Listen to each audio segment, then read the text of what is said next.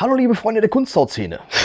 Heute werfen wir die Maschine an und tätowieren ein wenig Fake Skin. For those who prefer to watch this video in English, I've linked it right here for you. Wie immer ist dieses Video an Neulinge, an Tattoo-Azubis, an Menschen, die überhaupt gar nicht vorhaben, Tätowierer zu werden, sondern die zum kreativen Ausgleich in ihrem Leben Kunsthaut tätowieren. Ganz einfach, weil Diamond Painting oder Häkeln mittlerweile zu langweilig geworden ist. Für Tätowierer oder Tätowiererinnen, die das Spiel schon 5-mal durchgespielt haben, ja, da habe ich hier oben extra ein interessantes Video für euch verlinkt. Ich blende euch jetzt mein heutiges Motiv ein, das nicht, wie es sich vermuten lässt, eine Comicfigur eines bekannten Films aus dem Hause Disney ist, sondern das einen außerirdischen Dämon zeigt. Ihr könnt das Motiv wie immer screenshotten und verwenden, um das, was ich euch gleich zeige, nachzumachen, wenn ihr das mögt. Wie immer blende ich euch gleich auch dann währenddessen die technischen Daten ein, das Material, was ich verwende und all das ist auch verlinkt in der Videobeschreibung. Ich wünsche euch an der Stelle einfach mal viel Spaß und gute Unterhaltung. Los geht's!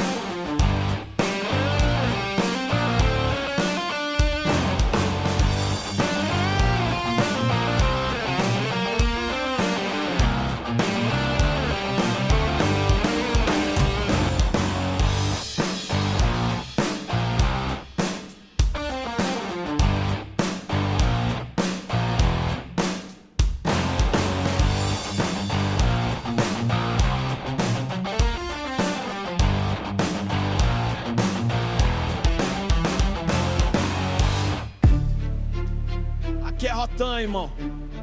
A gente não entra pra conversar, a gente entra pra resolver. Farda preta na rua, o coro já fecha, é rotão na missão, onde o erro não deixa. A quadrilha se ajeita quando escuta o motor, o giro acende, o terror começou. Patrulha tática, respeito é o lema, onde pisa rotão, não sobra problema. O rádio chiando a VTR no toque do Capão AZL, só no estilo forte, vagabundo corre, sabe o que acontece? Wir könnten fast Brüder sein, oder?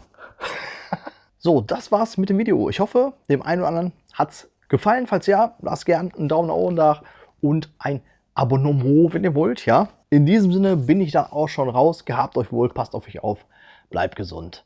Ciao, bis demnächst.